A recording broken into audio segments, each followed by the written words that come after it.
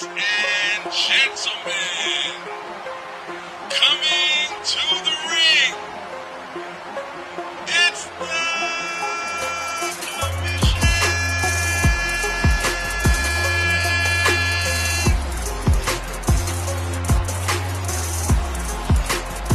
Warren Marlowe, the American Prodigy.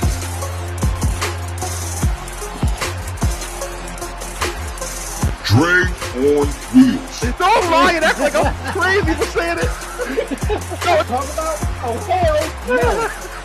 don't get a damn manager and know how to talk about. And Brian B. Wait, you asked me, let me answer. Cody's story was invested in the Bloodline story, which was already a bigger story. And that's why I couldn't get as invested with Cody as maybe I would have if it was something else. Commission Talks.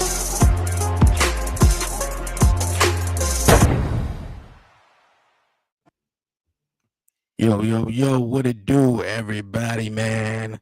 Yo, man, back at it on another Wednesday for that WTW, man, that Wrestle Talk Wednesday. What's goody, everybody, man? Y'all already know it's your man Dre, a.k.a. Dre on Wheels, man.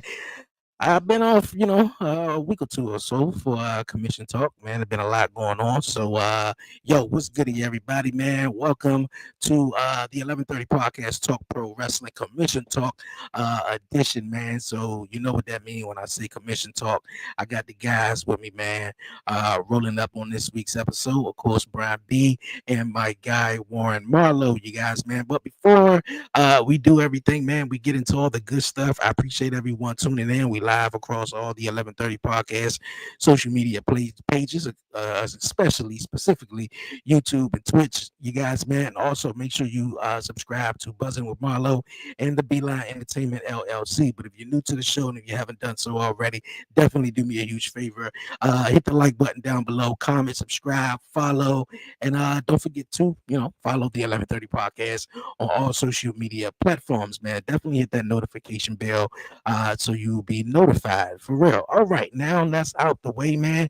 I've been doing more of the watch alongs, man. Lately, the YouTube channel, the analytics been saying, yo, do more. And we're gonna sit down and we're gonna talk pro wrestling, man. We're not doing a watch along, we're gonna have fun. We got some dad rants, man. All the dads are back in the crib, man, all together, but we ain't gonna waste no time. We're gonna bring on the fellas, man. My guy Brian B and Warren Marlowe. What's going on with you guys?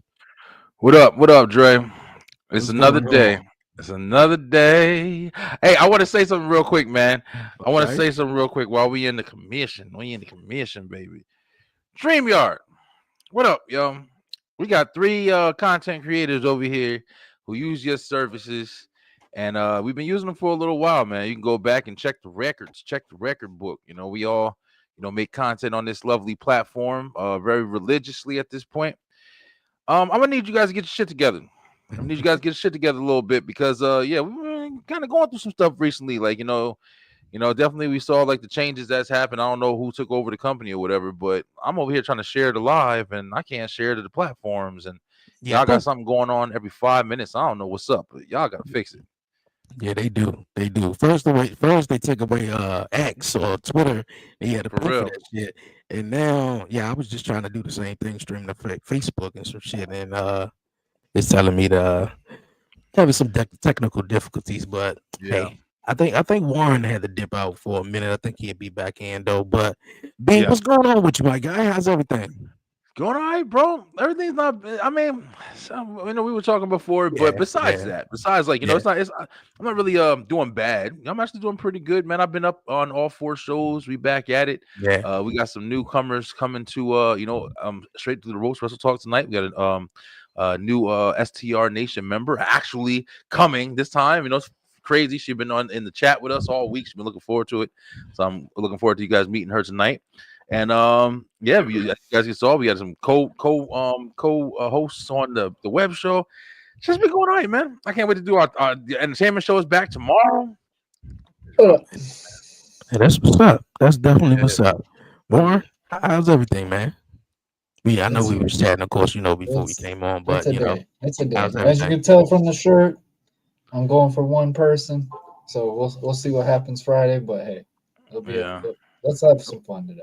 Okay, all right. Let's definitely have some fun. We're gonna definitely get into the dad rants and everything, but we're gonna definitely try to light up the spirit in the room and have some fun. It's my first time back on Commission Talk. I'm ready to get into it, man. All right, let's get into it. We're gonna have some fun. I was about to say, we about to have to play Usher. These are my confessions or something. Like we got Never to break that. out of that.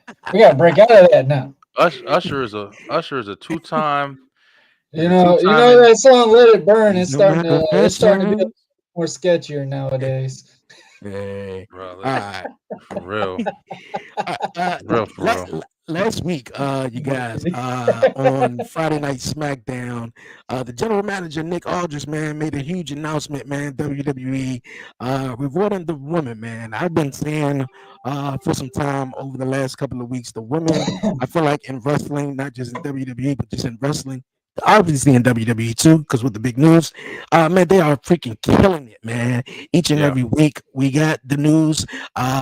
On Friday Night SmackDown last week that the first ever Women's United States Championship will be coming, making its debut soon. I'm not sure, maybe Survivor Series, maybe the New Year or whatever. Though, I want to give you guys thoughts, man, and who you think could potentially be arch their name in history of becoming the first women's United States champion. Which I thought they was going to announce the women's Intercontinental title on Raw this Monday, but they didn't. But Yeah. I feel like that's coming. I'm not sure. So yeah, what you guys thoughts on it? So I they are mean, doing another one. They are doing the they Intercontinental. should. They should. I was hoping so. Yeah, I they would say should. change the name a little bit. Make it a little bit just their title. I think the U.S. title I mean that's perfect. The one person I think Chelsea Green. I've been saying it countless times. Chelsea Yeah. Green needs a belt. She needs something just to get that elevation, just to get her going, because that girl is probably one of the hottest commodities right now when it comes to a female performer, entertainer, anything. If she ain't getting that tag titles anytime soon, that title needs to be there, and then she can start getting it started up so she can get that one for the main title. Yeah, Mm. yeah, I agree. Chelsea Green is definitely. I've heard ever since this dropped. A lot of people have been mentioning her. I know a lot of people picked her for Money in the Bank. A lot of people want to see Chelsea Green be elevated, but there's only a couple of people, in my opinion, that really can go after this. And they're probably going to have some kind of. Hopefully, it's not a battle royal. That would be fucking horrible. Like if it is a tournament, it's a tournament. I'm not really even interested in that. I kind of feel like they should just have two people that's going at it, and just make it like a perfect match. What But they did a gauntlet. I would love to see a gauntlet type match. We a don't gauntlet, ever see something like that. but then Two it people kind of going. falls into like unfairness, doesn't it? Because then if you got one person who comes in at number No, one, but I I'm mean, saying like if you come in number one, like it doesn't matter who's whatever. It's just whoever finishes at the end. Like they can have yeah, that number one go through the ringer, make it that to motherfucker two comes in at number people, then five is lose right super after lucky. that. Yeah, I that would be pretty cool You because feel in a me? Like way, that's what I'm like saying. you It's a don't you fresh don't ever belt. We see need a some. gauntlet match. You see these Yeah. gauntlet matches in the video games. We need to get them onto this show as well, so to be like, oh, that's that match that was on there. So when you play it on the Man, video game, it's not just a video game the match. last Gauntlet Yeah. match I remember that was like amazing. I don't know if you guys remember with Seth Rollins, kind of like almost went Yup. like 2 hours, 2 hours, no, Yep. like and an hour and a man, half in the ring. Yeah, that was amazing. that shit was Uh, incredible. I agree. I agree with Warren. I always said Chelsea Green, man. Chelsea Green definitely seemed like a girl a woman who been working her ass off. Hmm. Doing a bunch of stuff. I think she is well deserved though. I don't know if she's gonna still get that type of, I ain't gonna say push or reaction, because Samantha of course said her name, Chelsea Green, the way she did, but yeah, Chelsea Green. Here we go. Listen, let me off. I know, Let me off right? the Like leash. a Let me Cody off the rant leash, for please. Brian now. Yeah, Chelsea Listen. Green is definitely one of them though. But for some reason though, I don't know. I said this about the Intercontinental, the women's one. I feel like Becky Lynch, one of them won. Becky, Ugh. Charlotte. I feel like one of them are going to win it though, even though it's a mid card title. But yeah, I'm definitely rooting for I Chelsea would Green to actually win it. I want to say this real That quick. makes sense. That makes sense to get a name started and get the title elevated. yeah. Like That's how boring Seth got the as fuck heavyweight that. title. Yeah, it is. Listen, boring. yo. That's what I would think they would do. I And the would crazy- say for this title, though, I would want somebody new to go for Yeah. it because Yes. it's something new. It's something in the division. You're trying to make this seem like it's a different title. It's And the roster is all too open stacked, yo. opportunity for Yeah, females. the roster's all too stacked. opportunity. You got so much going on You got with too many people. For you know, that, you too. got Naomi who's floating around. You know, she's doing what she's doing. She's somebody she's definitely a candidate. You got, you know, I wouldn't say Bailey, but you got to also remember, man, you got these tag teams. You still got Shayna, man. You still got Shayna. You still got Sonya. You got Zoe that they could do something with. You got a lot of people that are kind of floating around the tag titles because they don't really have too much else to do. But then you have people who are like even Piper Niven, man. It'd be interesting to see these buildups. If it's not Chelsea Green, the only other person that I want to see on SmackDown go for it, which I think it should be the match between them, is fucking Mi Chin, yo. Because Mia Yim, she's been doing her thing too on NXT, on SmackDown. You know what I'm saying? Like she's rocking. So I want to say this too, Dre. I had to say this. I had to say this because this is the thing. This the thing. Samantha Irvin. There we go. You had to speak to her name. Ricochet and Samantha Irvin, bro. I am like so like disgusted by these guys. Like just bitching on Twitter and crying. What else did they say? Everybody, here we go. Everybody likes me at WWE. They don't like me now. AEW, what I do? That's fucking Ricochet all day. But here's the thing. Samantha Irvin was incredible, right? She was great at ring announcing. Yes, she was. She was great. Chelsea Green. Even I can fucking do it, right? But I'm not going to play Chelsea Green like Samantha Irvin made her. Get the fuck out. Chelsea Green is phenomenal. Like, you know, whatever Samantha Irvin added on to, you know, just kind of help the entrance is cool. Yeah. But Chelsea's delivery, how she you know, her promos that she does, the funny shit she does, she sells the shit out of everything since she's been there. And then if you go into her Lucha Underground work and, you know, her TNA, you know, she's phenomenal. She's been around. She's been around. Like she's a beast in the ring, fighting men. Like, you know, she's definitely put in work, yo. She deserves to be higher, in my opinion. She should be up there where Tiffany Stratton and them is at right now. The craziest thing is she was on Tough Enough twice. Damn, I don't know if I knew that. Chelsea Green was in Tough Enough twice. Yeah, I didn't remember that. The first one she got voted off because she got hurt. The second one was the one where they did with Brian, Page, and Hogan as the guests. Voting. That was like the last one, wasn't it? That was the very last one. Yeah. She was the only one, quote unquote, that was actually a wrestler before she got on that show. It's dope that they got that belt though, because they needed that shit, bro. The division is too stacked, yo. The girls need something to do. And did y'all see? I'm not trying to go too deep, but did y'all see? Somebody had posted. I can't remember what group it was in, but there was a post out for the amount of women's wrestling time that was on between a whole bunch of shows. And NXT. And like, and you saw NXT basically took the lead, you know, but the numbers were still super fucking low for all the shows. Yeah, they were low, but I was like NXT last night. I was like, good gracious, it was only like one man's match. It was you had the main event with Kaylani Jordan and Filing Henry, and you of course had two opening matches with the women. And I was like, yeah, man, I literally, like I was just saying, the women, I feel like they're going back to that Charlotte, Becky, and all that, the way they were on NXT. Like, I mean, they stole that product. They stole the spotlight for those things. I think dudes on NXT are kind of boring. I ain't gonna lie right now. I think the women shit is better than the dude shit. I'm sorry. Oh, definitely. Yeah.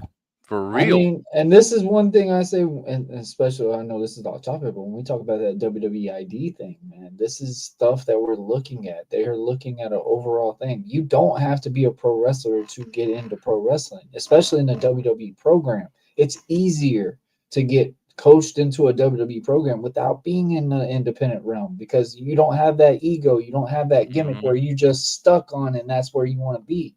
You can have like, all right, hey, I'm this gymnast. Oh, I could be this acrobatic, goofy whatever, and it gets over because it's something that you've never done. You can invest into it, and it makes it something you can get going. Other than when you put an independent talent in there, and they tell you, "Hey, everybody knows me from this. This is what I need to be," and they go and tell you that shit's not going to get over with this audience.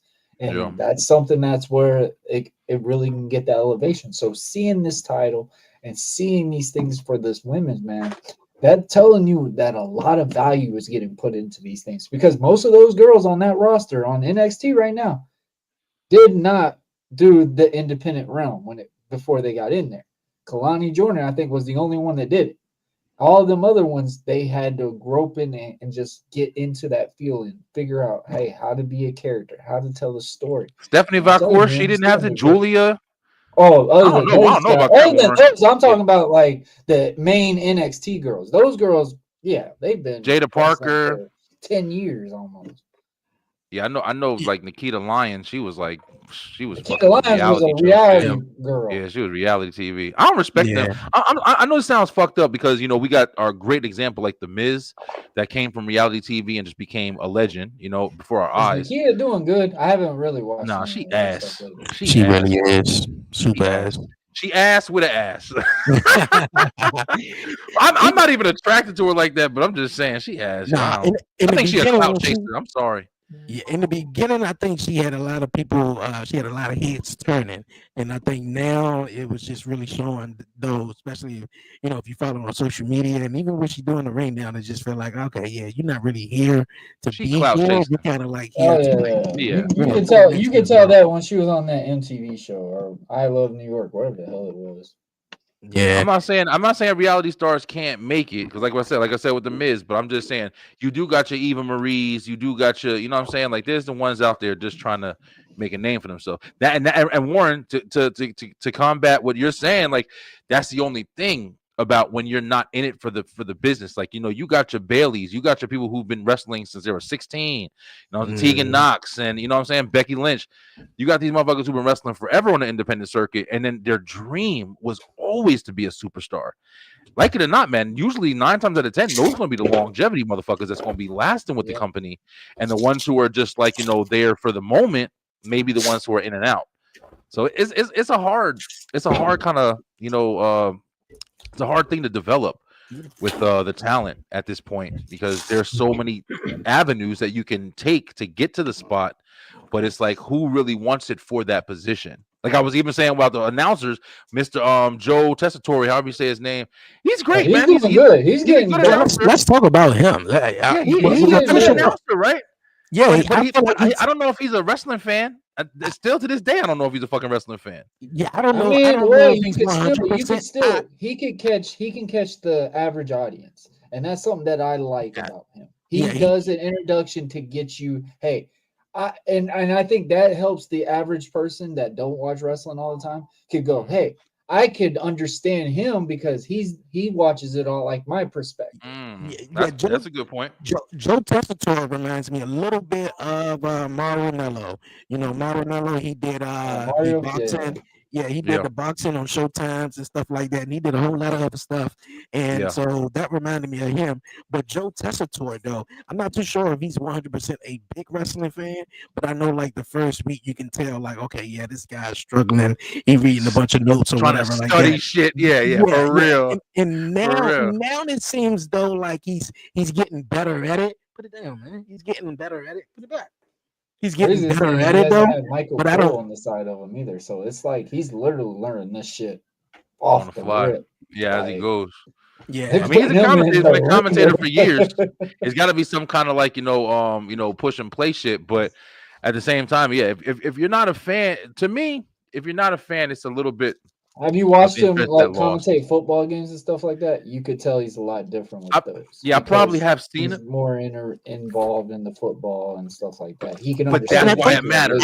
And I think he's also learning the high and low points of when to actually sell it. Because him in football, somebody throw a 20-yard, touchdown, he know exactly when to raise it up and make that moment feel special.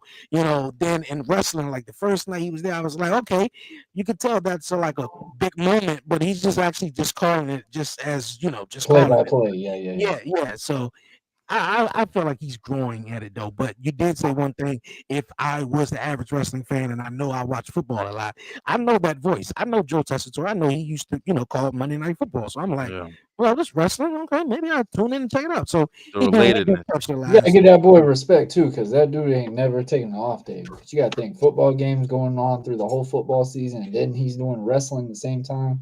Oh, Then I you're didn't even know waiting he was on still Pat. doing football. Yeah, he does all the NFL and college football games. Man, I And don't then you respect got WWE until if my boy Big E cannot come back to wrestle, they better have a fucking seat for him at that commentator table. That's all I gotta say. I'll take him and Wade Barrett. I'll take him and Corey Graves.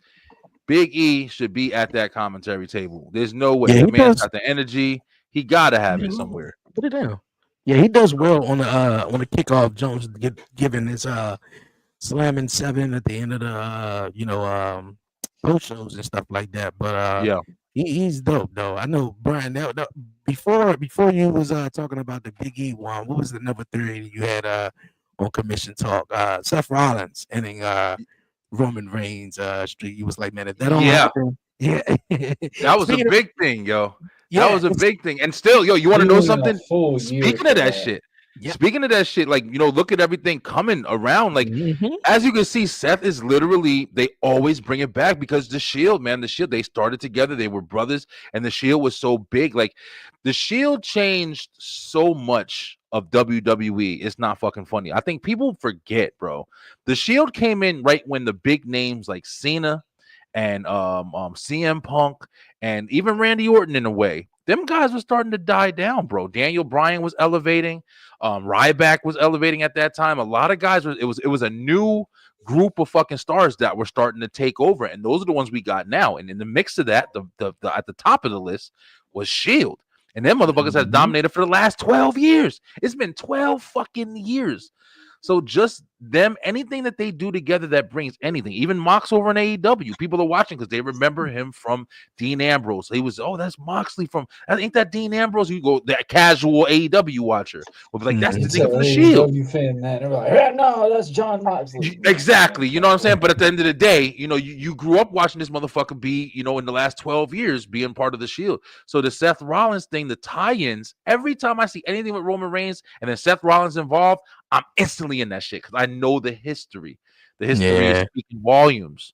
So what was your thoughts on everybody coming up to Seth Rollins? Well, at least who was it? I think it was Jimmy or Sami Zayn. I think that came up. Sami Zayn went to Seth, Yeah. and then Solo went to Seth, and that's when it spoke volumes. Yeah, but just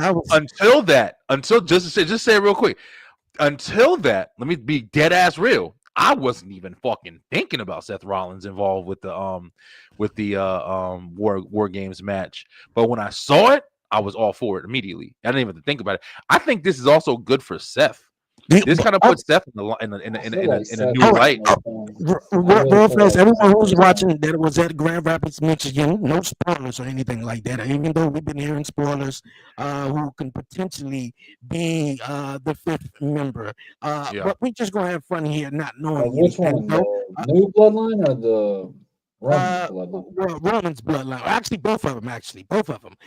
But we're gonna have fun here. I don't know if you guys heard about maybe the 5th member, but we entered. We get it. You feel me? Yeah, that was something else I wanted to talk about, but I mean, we don't got spoiled. We don't fucking know. Mad.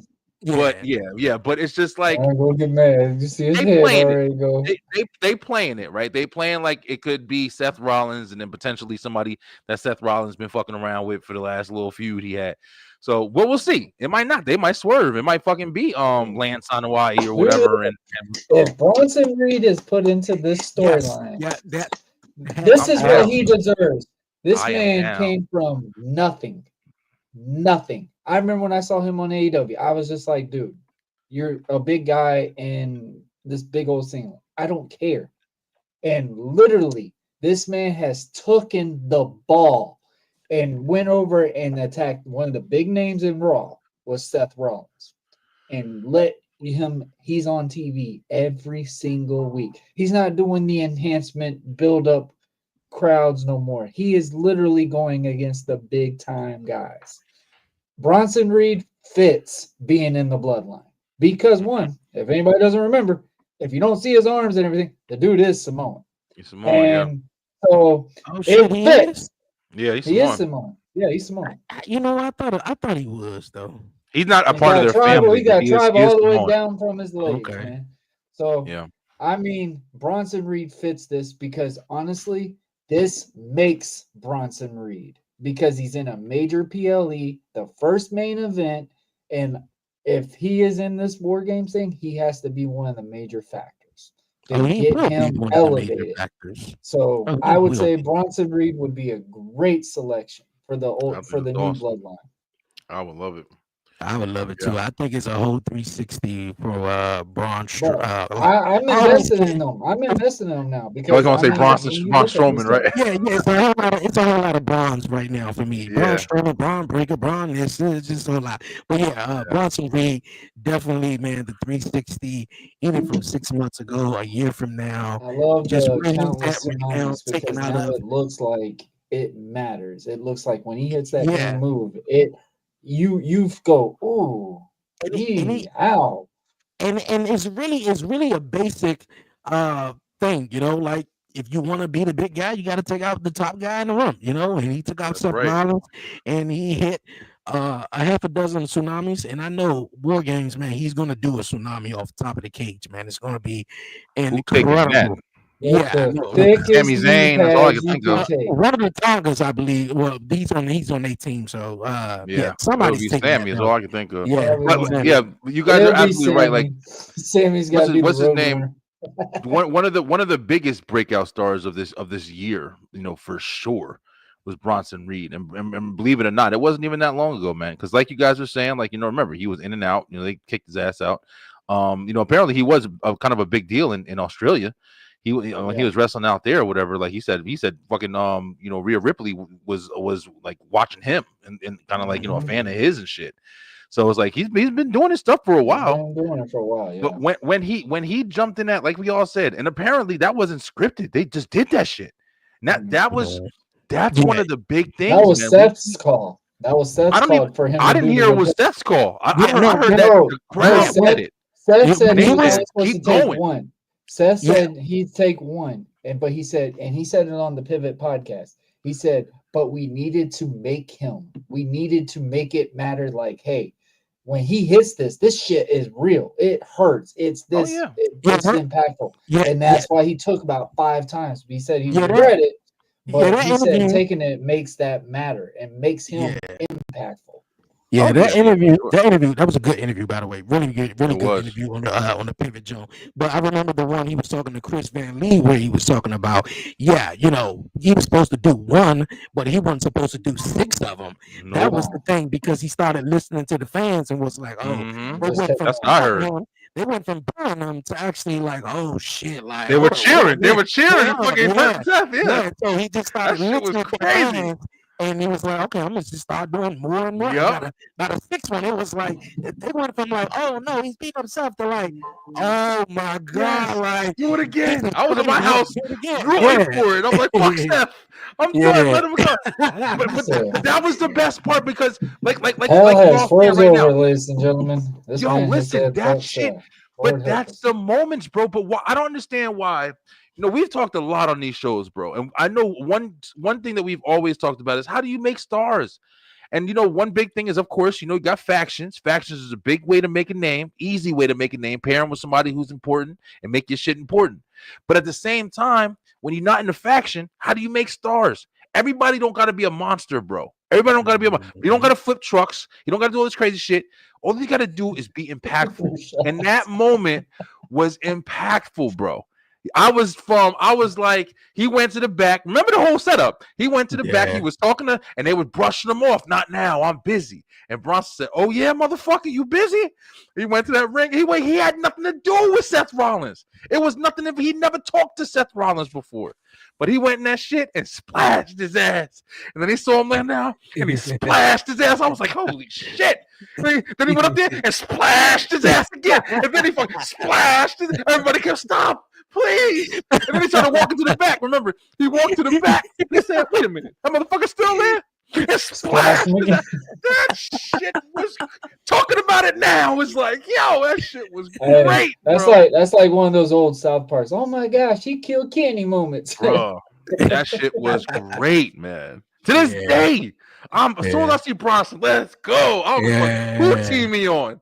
Yeah, one of the biggest breakout stars of the year. There's no doubt about it. No doubt about it. I want to see what he does this year coming up on Netflix. Versus thing, he is pretty young still. He's still very Let's young. go, For man. him, as We long need as this he's been shit, in yo. the business, he's still very young. I want to see good fucking pay-per-view. I want to see good main events, bro. We keep saying it. We got 5 years with the motherfuckers we dealing with now. Seth ain't gonna be here in 5 years. I'm sorry to say it.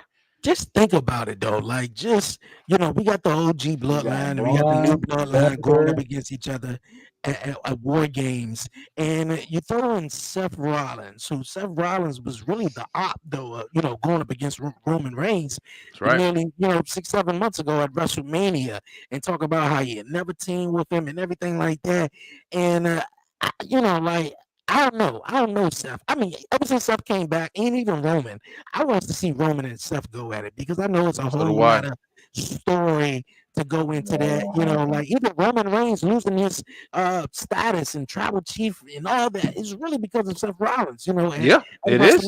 Although Cody Rhodes, no doubt, and finished the story. Seth Rollins was the one who really caused them because he interfered. He was playing the mind games and everything like that. And it worked. That's the real shit. They got a story right there, Dre. And this is something that a lot of people don't realize. What WWE did very, very well. They brought the littlest things and it made the biggest impact. Because for the longest time, everybody was like, why is Seth in this? Why was Seth as the Neanderthals? Why is Seth even going to get involved in this thing? Yes, Punk got hurt. Oh, Seth is going to be a second thought. He has this title. He elevated and did this. Like, why is he in this match? Seth became the big main factor in it because it was, like I said, it was like a movie reference. Like, you look at it. What was the thing that Roman was most indestructible about? He never would second guess anything that he'd done. He would never sit there and blow up an opportunity to win the match. That's all he cared about, win the match. That was it. And he got discouraged when he saw that chair and he saw the open opportunity for Seth. Yeah. For as long as those years was that when Seth struck him with the chair, that still bothered him. And that was something that I loved about that whole story. Now that Seth Rollins is on the team, they definitely ain't winning now. Is it guaranteed that he is the fifth member? You want us to say it and fuck everybody up? Yeah, I'll say it.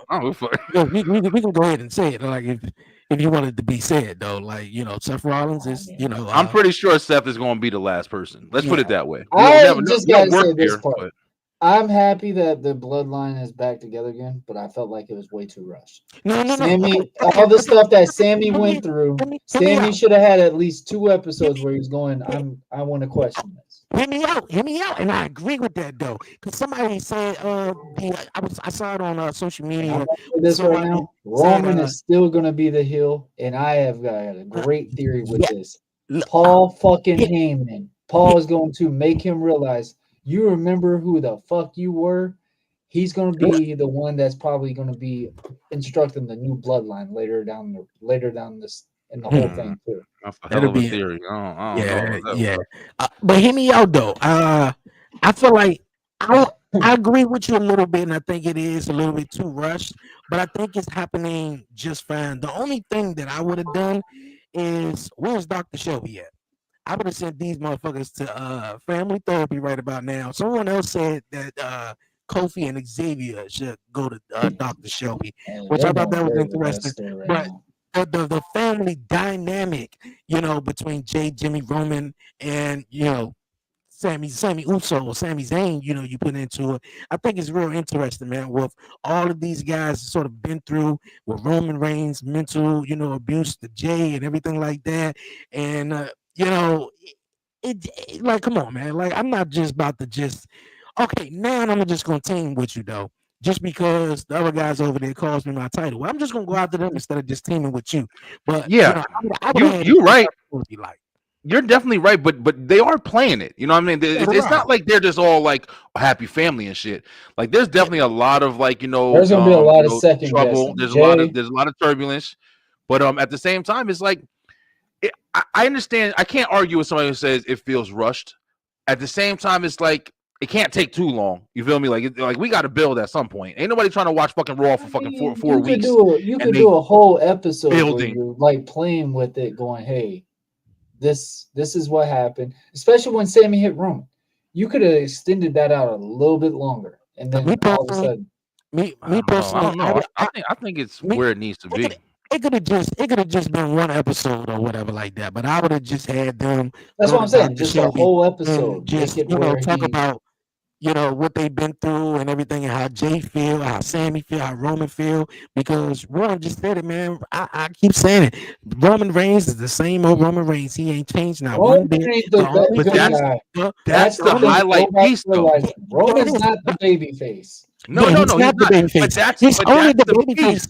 Yeah, he's only the baby face by the fans cheering for him and because of what. Yeah, nah. Roman, this is what I'm telling you, and I want this to be saved right now. Roman is using these guys to get back to what he believes. If he doesn't get that spotlight or look at what is going to be the case, I'm telling y'all now, Paul Heyman is going to be the reason why Roman's going to switch, or it's going to be that plan the whole time, and they're going to sit there and go, "Ha, we got them again." Listen, I think you think I was on the side with y'all. Let me say this real quick. Backs on me. You're the ones that cost me my title. You're the ones that cost me these things. So I'm this is what I think. Switch. This is you want a theory? This is what I think, and I've been saying this shit for a while.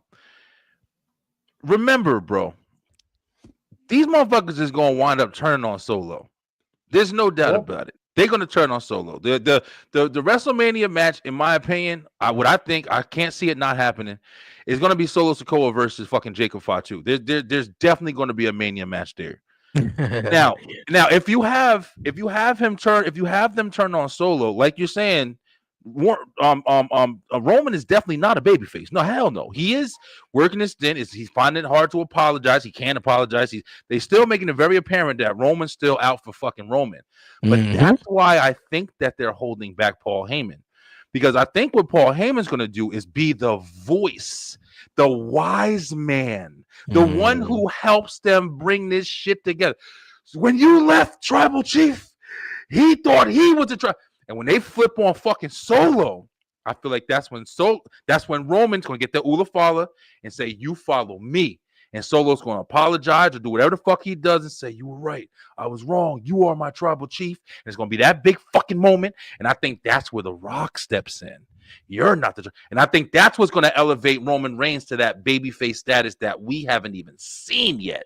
He ain't gonna come back and be a fucking full blown heel, but there's no way. He's going to that new bloodline. I'm telling you. I don't know. Shout out to Brandon. Yo, we saw honorary. Oh, what up, B? We saw a big love to the OTC, but we just speaking facts. But do you feel like Roman Reigns have to hit rock bottom before he make it back up to the top? I think he already hit rock bottom.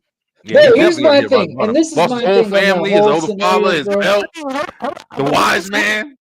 And this is what I'm gonna tell you. He's switching on them because he lost. He's the one that took the pin. They didn't take the pin for him. That's just one event, bro. That's a lesson in his trials. But the overall, go ahead, Dre. My bad. When did Roman ever take the pin for a team? Ever? Hear me out real fast. I'm just saying though, like he came back at SummerSlam. He lost the title at WrestleMania, and he come back at SummerSlam. And I wouldn't say he hit rock bottom once Cody beat him. It's that now, over before what was it? The last Crown Jewel. That was his first match back. No, he teamed with Cody. No, he had a team with Cody. Yeah, he teamed with Cody. They won. They won at WrestleCon. And now at Crown Jewel, he was the one who got pinned by Solo and everything. So I feel like after Survivor Series, in my opinion, I feel like he'll start hitting rock bottom, man, because they built him up as a tribal chief, held the title for over 1,000 days, though, and now I feel like he's gonna have to eat his shit in a way. You know what he did, like even Jay on SmackDown, or was it SmackDown? He said, "Dog, I'm gonna get you this one pass. That's the one pass you get to talk to me like that." Even the way he came at Jimmy, you feel like, and what Brian just said, like Paul Heyman is gonna be that factor into Roman Reigns trying to find himself back, because he just even when on SmackDown, when he held that microphone, he was like, "Well, damn, I just got it in my hand. Like, no wise man hand me this microphone, no nothing." You could tell it's a different vibe from Roman though, but I feel like he gonna hit rock bottom to where it's like he gonna need every single body around him. And if he don't, Paul Heyman probably is gonna be the guy, I guess, to save him though. But I agree with that with the Paul Heyman part, but the way that this is looking, Rock ain't gonna want to be the heel. He's gonna be wanting to be the baby face. There's and no that's something that fucking way. he's wanting. I agree with you. I agree with you, but that's way. what they're gonna look at it as. No, the Rock is gonna still know play the about heel, that. regardless of Roman Reigns hitting rock bottom. If the Rock and Roman one-on-one, people are gonna be chanting the Rock. No, they're fucking what? Where are you at right now? That is never gonna happen. I get him on a certain type of point, like like I don't at all. The people aren't even. They're not even looking at the Rock. Fans compared to just WWE fans. Nah, you try Warren. These motherfuckers was cheering for Cody. You think they're gonna fucking cheer over Roman? Nah, there's no way. I understand it, because the story right now. Nah, if you're a casual wrestling fan and you came back just to see The Rock, yeah, you're gonna be chanting for The Rock, and you already know who Roman Reigns is. But you don't know the story or anything either. I mean, who the fuck is pandering to the casual wrestling fan? I don't think anybody's pandering to the casual wrestling fan. Yeah, I get it. No one is pandering, but I'm just saying though, like Joe Tessitore is pandering to the regular. No, he's fucking not. Joe Tessitore is a fill-in because they need somebody because Pat McAfee ain't there. Bro, no, we tripping now. These conversations going crazy left. There's no fucking way that we're doing everything to pander to the fucking audience. What happened at WrestleMania? We're giving an open door to like, hey, you can come and watch this product. Hey, this is what we've got. This is what we are bringing. Yeah, and then you got AEW fans that are like, oh man, you got like hardcore wrestling 24/7, or you're not a wrestling fan. Like, it's those different things, but WWE has always been that one that wants to be the entertainment factor. But you can be entertaining by telling a story, fulfilling a story by not. I don't. The only thing I don't understand is why you're factoring all of that into it. I feel like that there's nothing around what we're doing. The story of the Bloodline has been going on for 3 years, bro. There's no need. That's why when That's why when the Rock. Listen, Warren. Listen. Just cool your jets, man. Fucking Bart Simpson, your ass for a minute. Listen, bro. The thing is, when Rock came in and tried to fuck up the story that was already involved, the motherfuckers that you say casual or not casual, everybody flipped on that motherfucker, because what The Rock did was he came in and tried to act like, well, everybody wants to see me and Roman instead of Cody and Roman, so I'm just going to make that shit happen. And that is what the fuck happened. And then after that, he figured out, oh, wait a minute. They don't want to see that as bad as they really want to see. And they try to act like they was going to flip it. Because even Cody said, what he said to him in his ear was, oh, we're going to make our fathers proud regardless or whatever. The Rock tried to step in on some fucking, I'm going to elevate this WrestleMania shit by making it me and Roman shit. But then the people spoke and were like, nah, Rock, get the fuck out of here. We don't want you in this shit. We looking at Cody right now. Yeah. Like, hey, now it's the only coolest way. Now you owe me. All right, the only coolest way I can put all of this, because from one side to the other, like the only way I can put it, of course, yeah, Rock did come back and step on Cody Rhodes' foot, and everybody was like, nah, fuck that, But for someone who ain't been watching wrestling in 7 years and motherfuckers just getting back into it, and they remember Rock, they gonna cheer for him, but then they're gonna get educated real fast and be like, no, he the bad guy. But I don't think Rock was gonna play the good guy, because this final boss thing is certified right now. It's not even back. It's not even going back. Especially now. and regular The Rock. Now you're the final boss. So you Put it gotta this go way, Warren. there. If your theory is right, I think a lot more people would be super fucking shocked than they would be like, oh no, we can see the story kind of progressing in this way. Because if they do anything along the lines of turn Roman back to like the superior they could heel, go a whole different way with that'd be it. And then crazy. because it's like I always say, Roman is Scar. Roman, he's vulnerable. He was the bad guy in the first one, but then you got those ones where, oh, hey, I lost everything, so I got to get grown back up. When you grow back up, and that's they what we're wanna watching right now. They want to switch, and then they take your new thing. Great example: Cobra fucking Kai, Kurt Kears, whatever the damn Jonathan Kreese. What did he do? He played with the good side for a little bit, and then took Johnny's karate thing with a flick of the wrist. I feel like that's what Roman is going to do. Roman is only out there to benefit himself. And in a way, it does elevate a lot of other things because now you give it so much of a different outlook. Like, damn, Paul Heyman, you are that son of a bitch. That literally is what's causing Roman to be who he is. Like, I don't know. I think that'd be an interesting after 3 switch. years, I think that the goal for this shit for sure is going to be The Rock is going to come out and like we initially said, there's no belt needed, there's no belt involved in any type of way. No, I think The Rock is going to come out. The Rock is going to come out and Solo. Listen, listen how it plays out. This is why they flip on Solo. Because The Rock comes out, he finds out that he's been calling the fucking shots for the new bloodline for the whole time, and then Solo's like, wait a minute, Rock, I'm the tribal chief. I make the call, blah, blah, blah, this and that. And then The Rock fucking flips on Solo. And The Rock says, I've been the tribal chief. I'm my fucking grandfather's Peter Maivia. You think I've still been around. And that's where fucking, like I said, then Roman goes to Solo. Like, yeah, you see what happens. You should have never left me. And then Solo's like, yeah, but now he's got the crew, Jay, Jimmy, Sammy, Solo, Heyman. And The Rock is Roman is a united force, stronger than he fucking ever been. Because now he's on the babyface level. And The Rock is on the grand fucking final boss. I'm the nigga you gotta beat to be the tribal chief, the final boss. So then, you feel me? Like, so then all of a sudden, you got the Mania payoff. Who's the fucking tribal chief? Roman Reigns versus The Rock. And everybody wants to see that shit. And it's gonna be magic, bro. We all know it. Hey, look here. I like it. I like it. I'm having trouble seeing. I'm having trouble seeing Solo. I ain't gonna say go back to Roman Reigns or fall back in line.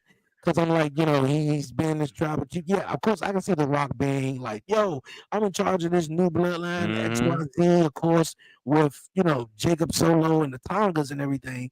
But, once Rock turns on Solo and now Solo needs Roman, then I guess the Tongas go off and, do their own tag team thing. And then Jacob is just a singles guy on his own. Once this is over, that's got to play a factor at some point, bro. You feel me? Like, of course, at some point, we're gonna have to have at some point, this shit's gonna end. At some point, it's gonna end, but it's never gonna be fully over.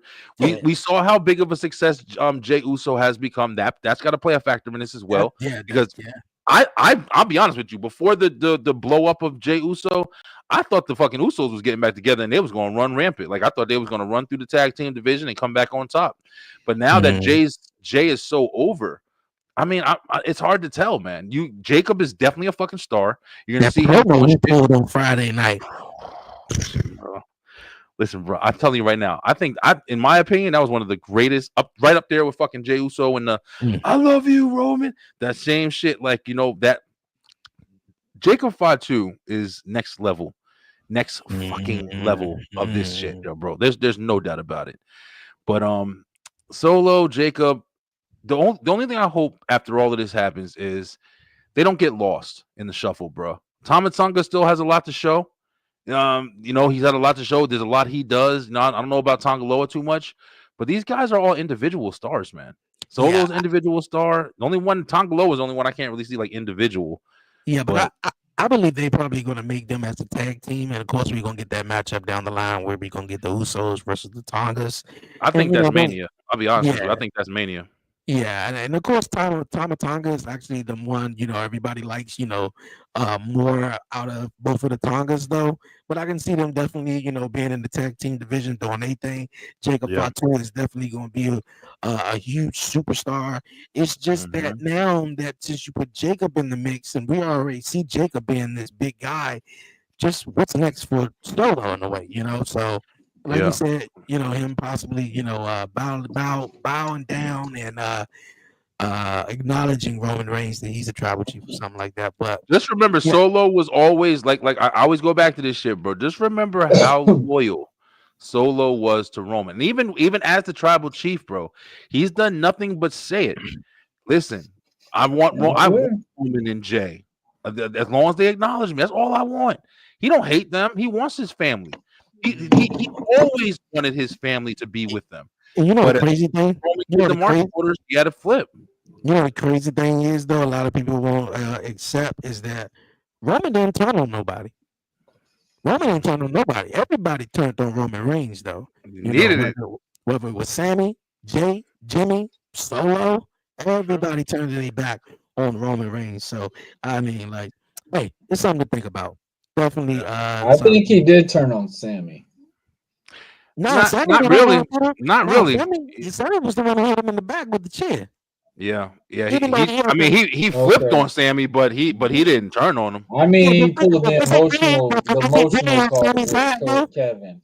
I think he was just playing him off. I don't think he really was on Sammy's side, even though he gave him the shirt and made him an honorary ooze, and Sammy made him laugh. And that shit was funny when he did say, "You love me, don't you? You love me." I was Bro, like, yeah, I he think was love him. right though. Don't let's be real. Roman stood in that ring and we all knew it because Roman had to play the what's it called. Roman was laughing with him. They was a team. Sammy spoke. Sammy made the bloodline story be able to extend, and it gave it another range. It wasn't like it was so serious thing. Like Sammy brought a whole different look to the bloodline. Yeah. We were cheering for I'm the still bloodline. thinking Sammy's is gonna be the one that's gonna cost something in the War Games thing. I think for some reason I think Seth is going to be the. I think Seth is going to fuck shit up. I think that's going to be the. If they lose, I got a big ass feeling that Seth Rollins is going to be the determining factor. If that's the case, that's what I think. There's only going to be that way. There's no other way that's going to happen. Yeah, if that happens, but you got to see what happened on Monday Night Raw and SmackDown first. The great one, the final boss, the final boss. All right, man. I'm loving it. I'm loving it. All right, we gonna move on here on commission. We ain't biased about who we're picking on a boxing fight, are we? No, you said being biased. Yeah, because I'm wearing the shirt of Mike Tyson. You know what? I couldn't even make it out actually though. But since you mentioned it, actually, we're gonna get into it. You guys watching the fight Friday night? I'm pretty sure I'll be at work, bro. Come on out to SmackDown, bro. I'm definitely gonna watch it. But I mean, it's on Netflix, right? Yeah, it's on Netflix. Yeah. I'm gonna watch it, but I'm not.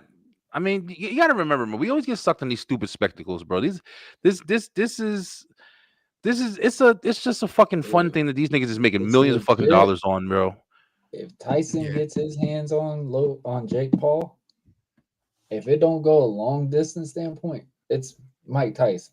I'm telling you right now. Everybody has said that. Listen, let me tell you something. And I am a legit motherfucking UFC lover, bro. I've been watching all of this shit my whole life. I was about to say the opposite. My boy Jake Paul fought fucking Anderson Silva, bro. And I know Mike Tyson is Mike Tyson, but Mike Tyson's 60 years old, my nigga. He fought Anderson Silva. Anderson Silva, he's a well-ranged fighter, but this motherfucker is a striker like I've never seen, that the world has never seen. And when I tell you Jake Paul beat him, I thought Anderson Silva was going to finally put Jake Paul in his place. Jake Paul is a fucking problem, and nobody wants to realize it. That's the thing. It is because he's fighting everybody old as shit. It is because of that. But at the same time, if Jake Paul goes in the ring and steps and he bangs with fucking Tyson, and he might knock Mike the fuck out. I'm just telling y'all niggas right now. Mike Tyson was getting knocked out in his last couple fights when he was fighting. So I'm just saying, like, don't expect everybody's because the Mike was name. pulling his punches that fight that he did. Nah, I was stop kind of playing. upset Roy about it. Jones even said the shit. I Roy was Jones even upset said it when about he it. fought You him. could tell there was something. I was like, oh, They that's old, it. That's the bruh. one. That's the one. Motherfucker, They just 60 years wanted old, to been getting hit in extend his it out. head for years. You think he got it all there? He don't got it like that. You can be as tough as you want to be, but your machine is old fucking property. And Mike is a big. I wouldn't fight Mike Tyson. I wouldn't. I'm But telling you right a now, young Mike was dude 108 training. years old. Come I on, wouldn't bro. be getting in the ring with him. Hell no. Care. But somebody training and fucking going in and who's actually a successful boxer, Jake Paul is a problem, bro. He's not somebody to sleep on, yo. And then if he said he's gonna call out Canelo after this. Now, if he calls out Canelo, I think Canelo knock him the fuck out. Just plain and simple. I think that's gonna be his. But I feel like this is a good thing for boxing because, man, this gets you to watch this. If you're watching an average boxing fight and stuff, it's boring as shit. That's kind of why it sucks, though, Warren. Because now you need spectacle to watch the sport. It kind of sucks if you think about it. But in a way, are we gonna sit there and watch in just a normal boxing fight? Like it's sad. Okay, like, I want to chime in just a little bit. I'm not going to be long. Yeah, no, you're good. I was just saying the opposite though. Like, and the reason why I brought this up too because I think it's one of Netflix's. Nate Robinson was going to beat Jake Paul, and then I was like, "Yep, Nate Diaz." Yeah, I brought this up because this is Netflix first big excuse me. One more time, Dre. Yo, fuck, one more time. I'm sorry. I'm a legit fucking fighting fan. Yo, even fucking Tyron Woodley, bro, fucking lost. He knocked him out. Tyron Woodley, young fucking. I mean, he wasn't at the top of his career, but he wasn't at the bottom for sure. Jake Paul knocked him the fuck out. You made him get a tattoo on his finger. Yo, he's a tattoo just on his name, bro. And just get to lose again. Listen, man, Tyson might get knocked the fuck out. Everybody ain't. I don't think everybody ready to admit that shit because the casual fighting fans are just hear the name Mike Tyson, just like The Rock. Like we just talking about. That was a cool way to go back at that. I like that. Go ahead. My bad, Dre. I like how you did that though. But yeah, the casual fans who grew up like my mom and my aunties, of course they know Mike Tyson, and of course they'll be rooting for Mike Tyson. But if you hit and Jake Paul been definitely knocking some shit out. I'm not the biggest boxing beast, fan. bro. I like boxing. I watch UFC, but I keep my eye on shit like that. And Jake Paul, obviously seeing the documentary with Joan he was doing, working out, and Logan Paul was in it. He's a beast, bro. It really is, though. I think it's really just, and like I was just saying, I brought this up really because it's, Netflix big like sporting event live going into 2025. Football. They got football, Christmas. Yeah. I can't believe that. I believe this is awesome. Like something to. I'm just watching, obviously, because the fight, obviously, but I want to see how it actually, goes, and then it kind of like will go in a direction with the NFL with they doing sporting events in December next month, and obviously with WWE coming to the Netflix and stuff. They said they're equipping those gloves. They're 14 pounds on those damn gloves. I'm like, damn. At this point, for Mike Tyson, what else that Mike Tyson got to prove though? At this point, though. I don't know. That's the thing. He says he's just tired of him. He said he one of them people in his mouth. That's Mike Tyson is one of them motherfucking people he's just an animal, bro. He's an animal. I'm pretty sure he wants to just prove shit to himself. If you think that Mike Tyson is doing this shit just for money, you're crazy. All he wants to fucking knock this nigga the fuck out and fight. That's all he does. Yeah. Mike Tyson is an animal, bro. I don't know nobody who don't want to knock out Jake Paul or Logan Paul, if you ask me. I also think did you watch the build up on Netflix? They got like I just mentioned the documentary. Yeah, that's like bullshit though. Don't that's just bullshit. The only leverage I say Jake Paul has got, if this is the case, because he's trained for his fight camps. He's in fight camps every 3 months or something like that. That does a lot to someone. People don't realize how Jake Paul is a fighter, bro. Quote unquote, people don't want to admit that shit, but Jake Paul is a legit fucking boxer, bro. I don't know why everybody can't understand that shit yet. Like he's not motherfuckers. The Paul brothers have brought legitimacy to boxing. They are they are freaks of nature. Let's be real, man. The Paul brothers. When I sat there, I was watching the part of the documentary and shit, and not for nothing, but just to see this little 16-year-old kid just becoming a fucking millionaire. Like, you know, I had to make this shit that we over here doing, trying to make content and do stuff or whatever. Bro, the motherfucker is extremely successful. When he puts his mind to shit, he gets shit done. He became a boxer. Everybody laughed. Everybody laughed at Logan. Everybody laughed at Jay. And look at these motherfuckers, bro.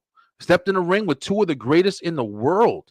In the world. Not just fucking not the city, Craig. The world. Like, it's you gotta give respect where respect is due. Face facts. He might talk shit, but he backs it the fuck up. Just like Logan. And to be honest, they're not even really talking shit no more. They mad respectful if you really see them. They might talk shit in like they will if you acknowledge it. That's the thing. Jake Paul doesn't talk as bad as he used to. Like, because he got respect. You know why he in the ring with motherfucking legends.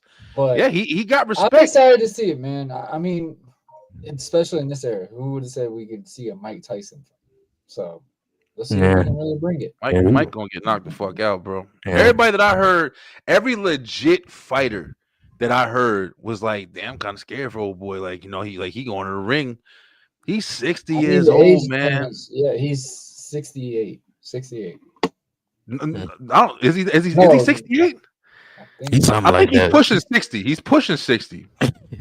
Maybe 58. Yeah. Maybe on computers. Might be 58. Might be 58. Figure this shit out. Let me see. What the fuck is Mike Tyson? Yo? All right. While Brian figure that out, we gonna move along here. I think Mike Tyson definitely gonna lose though. I think I'm gonna go with Jake Paul on that one though. But we're gonna wait and see though. All right, yeah, 58. 58 years old. 58. All right. That's 58. Knocking shit out though. Yeah. Yeah, that's what's up. All right. Before we get into our dad rants real fast, man. Of course, man. We gotta show some love to AEW, right? Show some love to AEW. Like, you guys rocking with AEW. They got a little story. I haven't heard too much about AEW, man. Not to even be a hater. I just Orange Cassidy spit a good promo. They haven't really been doing too much that's been interesting me. Who had a good promo? Orange Cassidy. Oh, you know what? I didn't even see last week's episode. I seen bits of it. I seen the beginning with the Hurt Business. They're really trying to go something with this Moxley storyline. I will say that's something I do like. They are really trying to invest in that. Okay, since you brought it up, what do you think? What do you think about this storyline? Where do you think they're going at it with it, though? And do you think that what the Young Bucks did a couple of weeks ago have anything to do with this Jon Moxley storyline? Oh, definitely. Not even a question. I think Moxley's getting. I think this is going to help them too, because in a way they're not even portrayed as heels. This is the problem that AEW's got. You can't tell in the ring who's a bad guy and who's a good guy, because Moxley is supposed to be this ruthless, cut neck bad guy. Fans are cheering him because they can relate to what he's saying. Like, AEW is supposed to be one of the best wrestling companies, and it's not what it's given. Like, you're looking at the venues, you're looking at everything. It's not selling the way they're showing. When you get Moxley in there telling you, hey, man, we need to clean this thing up, we need to do this, the fans are relating to it. And they're like, yeah, I like this. This is something we can do. And this is a way you can, as much as I don't care for him, you can elevate Orange Cassidy. You can elevate a Darby Allin. You can elevate these guys. Do they look believable if you say so? Any of these dudes? No, you're putting Mighty Mouse against a bunch of talent. I don't understand it, but in a way, they are doing some character work. I mean, it's just got to keep going.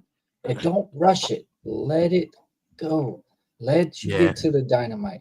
And what I will say they are doing very good with is they're continuing a storyline along with Collision.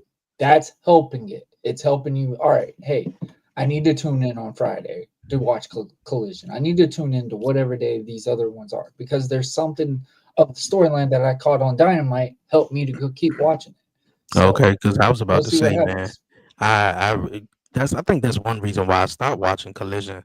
Because I was like, yo, man, like they just put together matches for a while. It's like a Saturday night, it's like a Sunday night heat or some shit. Yeah. And none of the storylines continue over into Collision though.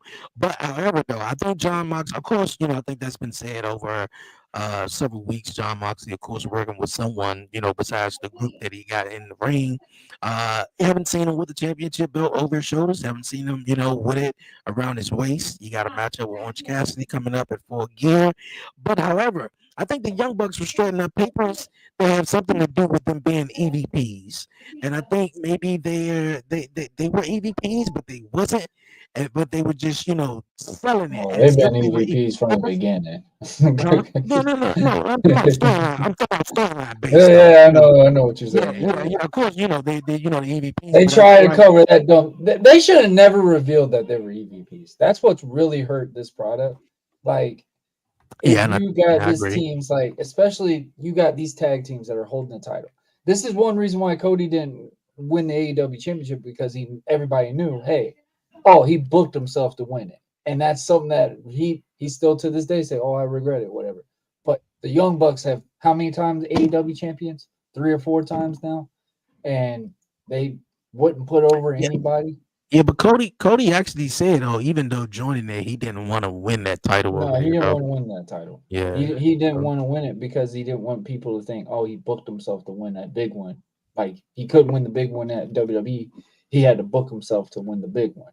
So I will say this about the Young Bucks, man, and this is something that they really have been lacking for the longest time, even on the indies, is they don't understand when it comes to a television product. They don't understand when it comes to storytelling to get to match 1, get to match 2, get to match 3. When they tell you the story, they're doing it all in one segment. And that's what hurts the audience. One thing AEW can learn from WWE that they did last Friday night, where Kevin Owens delivered a power driver to Randy Orton. Oh, don't even get me started on that stuff. My man Randy Orton looked like he was having a stroke or whatever, but you turn it over to AEW, man, they doing a bunch of That's the opening. That's the opening match. Yeah, it's the opening match, and it's just a regular move though. That's the difference right there of making a move seems real important and storytelling and everything like that though. But that's why they keep going off of that, that's where the best wrestle. The cliche shit of the wrestlers thing. That's the other shit that Ricochet was saying, like he wanted to go to a place where he can wrestle. And we get it, bro. We get it. You guys are wrestlers. Like, everybody gets it. And I'm not agreeing with Vince McMahon and all that shit, whatever. I mean, whatever you want to call it. I don't know. You're the only wrestler in the room. No. But what I'm saying is when they said that's wrestling, I'm like, how's that wrestling? You just did a pile driver. We had the Undertaker. Undertaker, when he hit you with that thing, you weren't kicking out of that thing.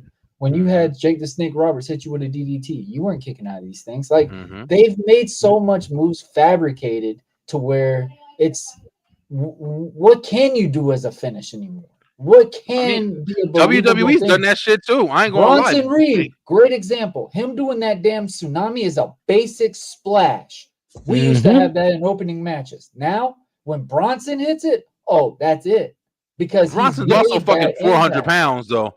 I'm saying, like, it's a difference. Like, if you did it, Warren, it wouldn't be as impactful, motherfucker. Like, exactly. that matters too. Like, they make it matter. They make it tell that story with the aspect. Nah, that pile driver that Kevin did, I said thank you, and I put it on social media. I said, finally, we're protecting wrestling. Finally. It's really about just protecting the move though. Like Baron Corbin, he was of course released from WWE. He had it was the end of days. Nobody ever kicked out the end of days though. But Baron Corbin never was WWE or World Heavyweight Champion or anything like that. But it's about protecting the move though. Even though you're 400, that is important. To 100 pounds though. As long as you protect that move though, it's I feel like the DDT is not protected no more. Jake the Snake protected it, but the DDT has been out for a long time. But here's the thing, though, that part does matter also, bro, because even though it's a little bit more story that you got to sell, but who does the move? Shawn Michaels. Let's say Shawn Michaels gets in the ring. Let's say he fucking rewound time, and he's fucking 30-year-old Shawn Michaels again, and he sweet chin music the shit out of somebody. Do you think that he gonna get he did that fucking sweet chin to fucking Shelton Benjamin and then pinned him and shit? One of the most legendary ones ever. He gonna pin him, right? Because it's Shawn Michaels that did the sweet chin. Because it was Jake the Snake that did the DDT. Because it was Raven that did the even flow DDT. Because it was The Rock that did the Maya Via DDT. Because it's the people's elbow. You might kick out of a elbow drop, but you ain't gonna kick out the people's elbow drop. you can fucking save the move, bro. You know what I'm saying? Just like you said with Bronson Reed. The tsunami, yeah, what is it? A fucking splash off the top rope. Barely off the top rope because he just kind of just leaps up there and drops on the motherfucker. But because Bronson Reed does it, that's why it's impactful. That's why it's protected. So it's more about the superstar more so than about the move. Yeah, bro. Of course. It's not the move, bro. If Jerry the King Lawler pile drives your ass, you staying down. But if fucking Bret Hart pile drives you, you can get up. It's about and Warren, like I said, I understand you still got the people like don't do no fucking Walls of Jericho with Chris Jericho in the back room, or you're gonna get called the fuck out. Don't do no jackhammer if Goldberg's in the back, you're gonna get called the fuck out. But if you do a jackhammer and you kick out that shit, if Goldberg do a jackhammer, you getting pinned. You feel me? Like I thought it was always like that. I mean, but you get all these falsy finishes, and that's what hits the match. Because, like I just said, man, you do DDTs in the opening of the match. You tease them. Like that's the thing that I say, man. Make it. If you're throwing a punch, show me a reason why you're punching this person. Show me a reason why this is even matter that you're in this ring to go against this other person, because you want to win the match. You want to win. So you don't want to just go in there and go with the flow. And this is something that I taught some of these guys from school that I just did the show that we did before, because, bro, I was only supposed to do one. I did 2 matches. And the match that I did, the second match, was actually my favorite match of the show, because we didn't call nothing. We called everything in the ring. All we put together was the finish. That was it. And the guy that was before us, he was like, man, y'all look like y'all were moving with the flow, but we're back here going over our spots, da-da-da-da. And we didn't get as much as reaction as what y'all just did. We let the crowd dictate what we were doing in the match. We let the crowd understand what they were running with. And that's something that people forget when we go through the match. A great example, when you watch Ricochet and Will Ospreay, they can do all that stuff. It's fucking boring. That shit is fucking boring, okay? What's the point of it? It is boring. You're doing a Canadian watching motherfuckers in the first acrobatics around the ring, fucking 2 hours and shit. That shit is fucking boring. I don't give a fuck what anybody says. You can say what you want. You're not going to get an audience to watch the whole match. 5-star match because he flipped off of one person and landed on the ropes and flipped off the ropes and landed on them and they backed up and he get the fuck out of here. I ain't nobody trying to watch that goddamn 280-pound guys made ropes break. I'm straight. I'm good. Give me fucking Big Show wrestling, Great Khali any day over that bullshit. Give me a 3-minute match before I watch 15 minutes of motherfuckers dancing. I'm good. You feel me? Oh man. Because I think the problem, like we always talk about AEW. I tried to watch AEW at this point. Listen, everybody can kiss my fat ass. I'm not even trying no more. I have it DVR'd every week. There's fucking 4 of them sitting on my DVR right now. I haven't watched because I see the clips, and every time I see stuff, I don't see nothing. Nothing that I'm like, all right, I'm going to go jump and watch this shit. I can't wait to watch AEW. I'm sorry. It's not because I'm a WWE drone. It's because this shit ain't interesting. If you want to have fun with John Moxley and Orange Cass, get the fuck out of here, bro. It's a waste of time. It's not interesting, yo. Yeah, Mercedes is burying herself in AEW right now. I had that conversation. She's gonna have to go back to WWE again just to get her popularity back. Bro, I know that's starting to bug her. Real fast, I had that conversation with someone who was in the chat when I was doing a watch along, and just what Brian was just saying, man, I'm not watching it, man. I'm not, if I ain't fucking with it, I ain't watching it. Like I'm watching WWE, and someone was like, man, show love to other wrestling promotions, and I'm like, yeah, I would do that if I was fucking with it though. Like exactly, if I liked it, and then also, of course, I'm working with my little man schedule, so I'm not about to be just watching AEW and doing the whole watch along just to do it. No, just so I can say, yeah, I watch everything. No, I pay attention to everything, but I'm not sitting here watching a program. If I saw like I said, the Hurt Business shit, I've been keeping up with that. I'm like, okay, but you think I'm gonna watch 2 hours of AEW? The one segment I like that match that hurt my. Just not interested, bro. What's the name is fighting Leo Rush tonight, isn't he? I think Swerve is fighting Leo Rush tonight. I mean, it's going to be a good match. Am I like jumping to see that shit? No. When I turn on WWE, am I turning it on because I'm super interested to see what who's somebody right now I don't give a fuck about? Damian Priest. Damian Priest. I was about to say he's gone. Ray is He's my done boy. already. He's done already. He's done And already. it's sad to say, right? We both I said told that you he shit. was gonna get washed away after that I title. want to ask you Bro. guys. I want to ask you guys a question because I said it though. Do you guys That was think? perfect. That was perfect. Do you guys think that Damian Priest will ever become world champion again? We've seen guys like Nah. Kofi Kingston, Jinder Mahal, who Yeah. reached that. I take that back. Yeah, I do. I do. I think so. If they work with him again and he plays never around with reached it something, again. maybe. He got it at this Maybe. point. You know what sucks? Look here. I'm about to take back what I said earlier about a faction making a star. This is what can also happen. If you don't move correctly with the faction making a star, then that fucking shit can break him too. Because now Damian Priest is at an awkward standpoint where the Judgment Day don't matter with him anymore. Well, they're about to He put him missed back it. with He Rhea. missed it. With him and Finn, not that Yeah, Rhea shit don't him and even matter. Finn. No, that's what Him I'm and saying. Finn, But he that shit feels like fucked that's a up. way to That get shit him back fucked in up. that They story. built that shit with him and Finn, and it should have been legendary. It should have been legendary. It was one of the most dominant factions on fucking WWE for 3 years, damn near 3 years almost. Mhm. And it went to something that should have been a giant payoff, and it was a fucking forgotten match. And nothing after that. Now they teasing Dom and Finn. Unfortunately for Mhm. Damian Priest, he's gonna have to repackage himself. There's nothing he could do about it from this point. I don't give a fuck how many times he fights Gunther. He ain't gonna beat Gunther. I don't give a fuck. Gunther needs No, he's repackaging not. too. Gunther need. Hey, check it out. Listen, y'all. I'll tell y'all the truth. I'll tell you the truth. Not with an F, motherfucker. Gunther needs repackaging too. Gunther needs a stronger Imperium because of what happened with Cody. Damian Priest was not wrong. He looking shitty now. That I knew it was gonna happen. I called the shit. As soon as you made him fucking lose, Gunther don't look as strong anymore. And then they're gonna do this. They're gonna send Damian Priest out, somebody who ain't looking strong either, and basically degrade the fucking person with the belt that ain't looking strong anymore. It was a mistake, nigga. It was a mistake like LA Knight fighting Roman. They have to repackage these guys now. They're talking about they're gonna put a mask on Damian Priest. You saw that shit? They're gonna put that whatever fucking Mexican mask on him because they have to up his gimmick because they want to make him sell merch. They can't do that shit. Damian Priest needs a full brand repackaging now. Gunther needs this is all Gunther needs, a stronger Imperium.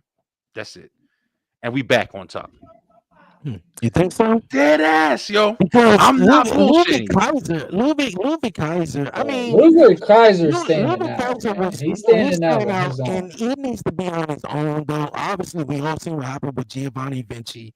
And He is an Intercontinental champion. What a in the making. waste. What a waste. And I think Gunther is a real strong competitor to where he could stand on his own. I think it was just a distraction on holding him back, I guess, because he lost to Cody Rhodes. He need Imperium, bro. And I'm not saying because he's not strong. I'm saying because where we're going with him fighting Damian is going to be a whatever match. Where I think it's going, and I was going to say this for SDR, but fuck it, I'll say it now while we in closing. But I'm pretty sure fucking John Cena going take that belt from Gunther. They're going to definitely give Cena a belt before he leaves, yo. I think that's what we think about it. Gunther don't got no who after Damian Priest that they just had a basically a number one contenders match. Who's fighting with Gunther?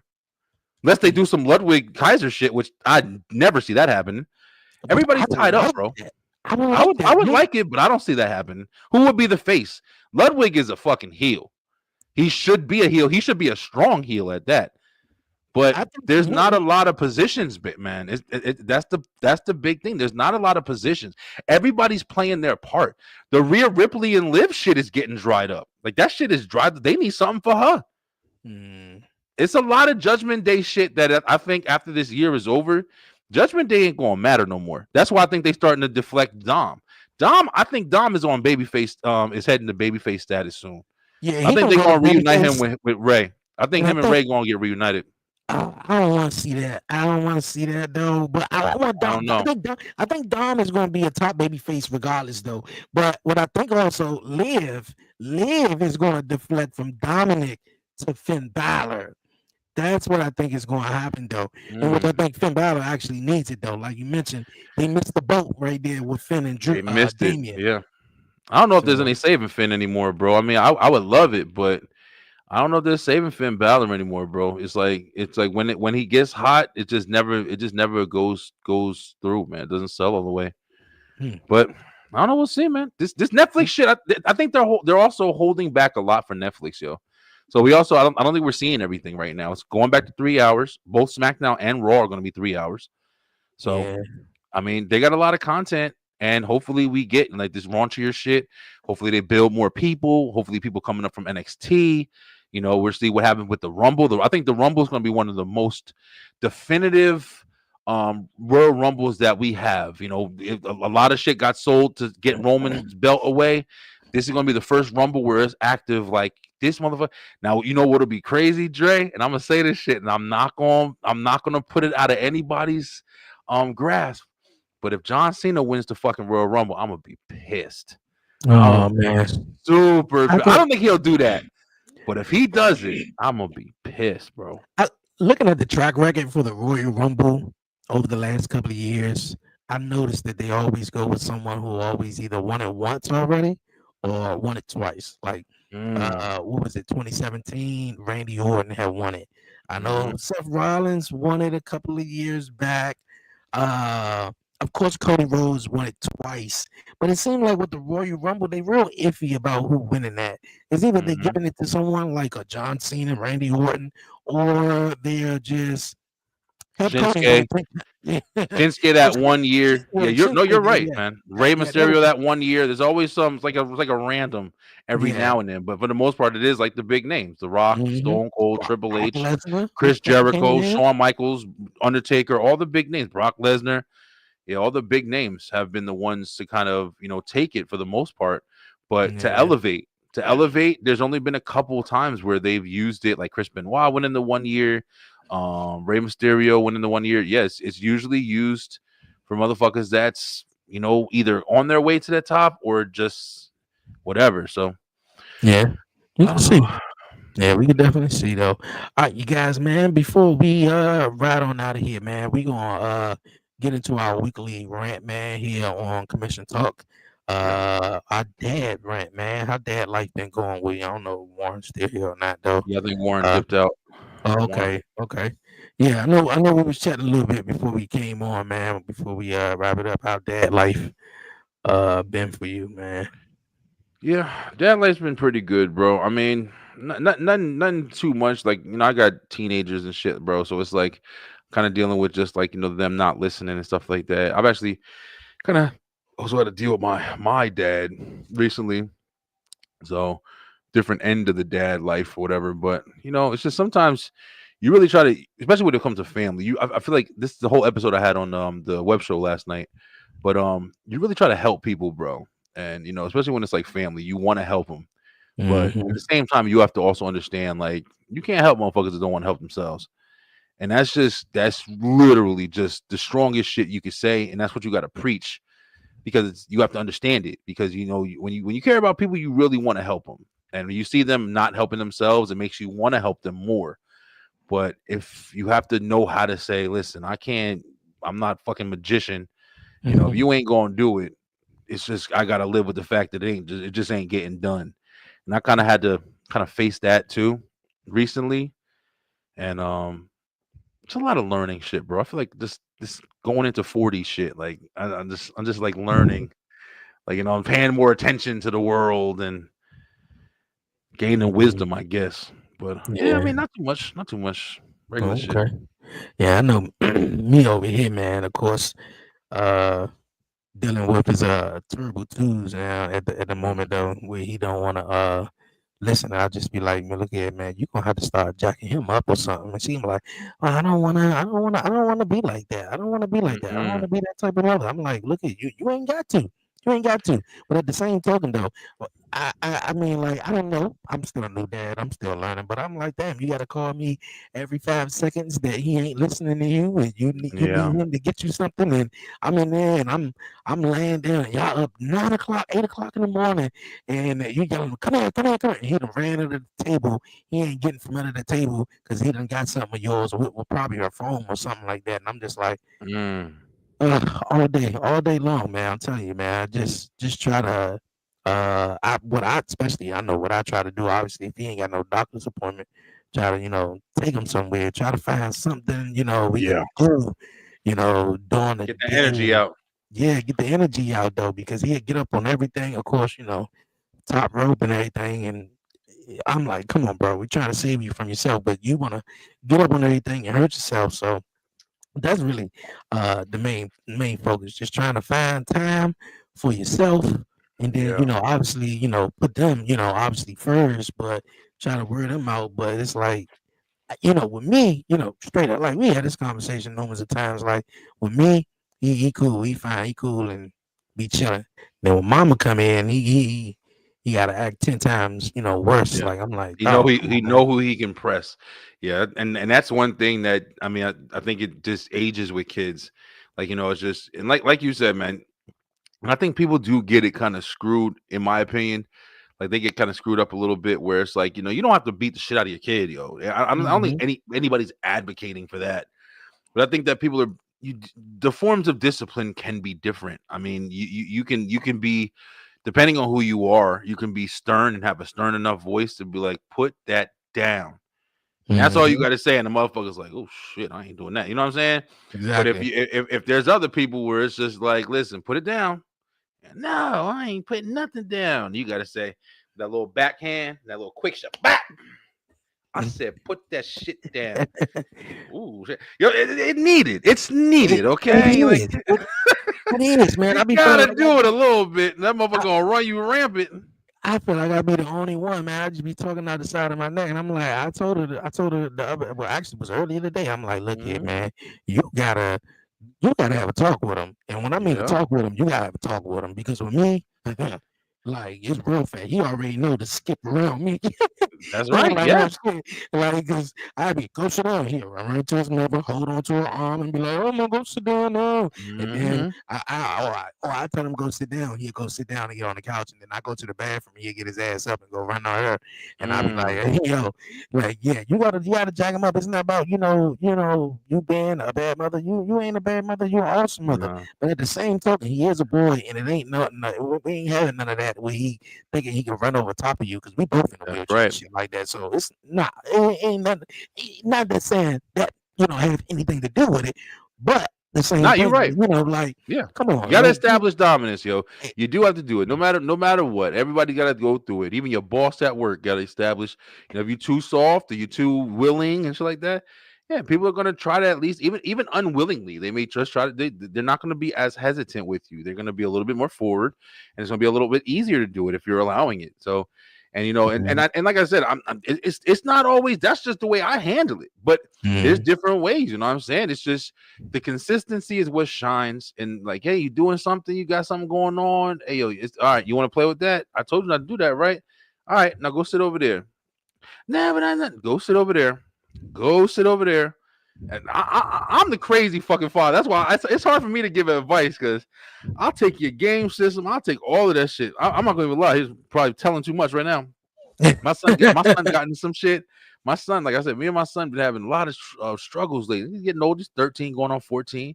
And I sat there, man. Listen, I took that fucking PlayStation, bruh. I took that PlayStation and I put that bitch outside and I destroyed that motherfucker right in front of mm, him. And I it was something that I never thought I was doing. But I mean, this is after a long build up. I mean, I've taken it before. I've done this. I forgot what it was that he did, but it was something, and it was just the last fucking straw for me. I said, you know what? Didn't I say not do that? I've been talking all day. That's me. That's me. You know what? Didn't I tell y'all not to do that? Didn't I tell y'all like 5 times? I'm wasting my breath around this motherfucker. All right, I got you. And I went up to that room and I snatched that shit out. I didn't even pull it out. I snatched that shit out. And I walked down, I had that bitch in my hand. I went open the back door. Boom! That motherfucker said, I know he was mad, man. that motherfucker, I bet. I was like, I said, I told you a lot. There you go. Keep fucking with me and watch what happens. And I walked away, yo. And I ain't gonna Mhm. lie, man. It was something Yeah, I never thought I'd do, but yeah, I never thought that it would be the way that it is. It's just like, just getting worse and worse. And then my yeah, kids, for a lot of times, like they do really well in school. And that's what be pissing me off. Like they'll do really well in school, but then they'll come home and they'll do shit that's like they're old enough to fuck shit up now. So it's like, they're cleaning in the kitchen or something like that, and they're fucking breaking the brand new shit we just bought, or fucking up the washing machine, or doing this, doing that, and just doing things that's actually definitely just effing up the house. And I'm like, bro, you guys have to be more careful. You got to pay attention. You got to do this. Didn't I say do this the right way, whatever? And it's just there's just no respect there, man. So it's difficult, man, but it's part of the job, Yeah. Nobody has. I don't think anybody ever has any direct like information on what to do. I know there's parts I fuck up probably, and but it's what works for me. So fuck it. Yeah, you're right. You're right. Fuck it. I'll spill some water and shit. I'm trying to make sure they Oh, get on anything important? Yeah. Yeah, man. Yeah, I know what it's like, man. But with him and shit, I just definitely gotta. I be talking to her, be like, man, come on, man, definitely do something with him, because his ass think he just be ready to just jump on everything and run around and get cookies. I'm like, nah, Holmes, nah. You ain't getting this iPad, dog, until you want to listen and stuff like that. Right. You gotta be firm with him, especially it don't matter boys or girls though, but definitely I see boys. You gotta be firm with him and let the motherfucker know, because look here, this ain't happening though. Like how you say you got a little daughter and you she get everything in the world. I'm pretty sure it's like that, with most fathers, you got a little daughter, but not hey, you stop fucking up. Yeah, for real, bro. For real. That's how it's gotta be too. For real. All right, man. This definitely been dope on another episode, you guys, of Commission Talk. I appreciate everyone definitely rocking with us, man. Warren Marlowe had to go. Yo, Devin, appreciate you for popping up in the live chat. Thank everybody, man, for coming through. It's definitely been another dope, exciting edition. All right, man. Before we wrap it up, man, anything you gotta say to the people, man, where they can catch you? I know you got STR later on tonight. Yeah, man, we definitely gonna be on Straight Through the Roast. We coming in tonight hot. Got a new member, man. I think we're gonna have a full house tonight. It's been me and Slim, me and Lay. We kind of been sporadic. Everybody been, keeping busy.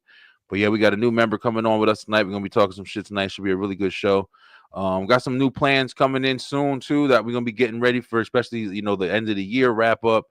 Might do another yearly award show. Had a lot of fun with that last year. But yeah, of course, Straight to the Ropes tonight, 9:00 p.m. Eastern time. Then tomorrow, we're back with the entertainment show. We're definitely coming back with it tomorrow night. We're gonna be reviewing some movies. I believe it's a couple movies that we've seen, Beetlejuice, and a couple other things. We'll be talking about some entertainment stuff. And then Sunday nights, man, we back with Live in the Line, man. Live in the Line is gonna be a lot of fun. We got more of a stay on cast now. We got 3 people, and of course, we're gonna have a couple more people in the rooms, switching out on and off. We had a really good episode last week talking about some things that people need to talk about, just like we talk about the dad rant. Sometimes you just need to hear some shit to like give you some perspective, or give you a little bit of hope or whatever the fuck you get from it. Yeah, but check us out. All right, man. That's what's up. Definitely, that's what's up, man. Definitely make sure you go check out STR, man, and everything my guy Brian B doing at the Beeline Entertainment LLC. And definitely check out my guy Warren Marlowe at Buzzing with Marlowe, man. Another edition of Commission Talk, man. Talk pro wrestling in the books, man. Of course, the 11:30 podcast show will be back next Wednesday with an awesome guest. And of course, Friday night, man, we watching SmackDown, and we're having fun, man. We definitely having fun. So I thank everyone for tuning in, man, and rocking with us. Until next time, man, be safe, be easy, be smooth, man. Give all the glory to God.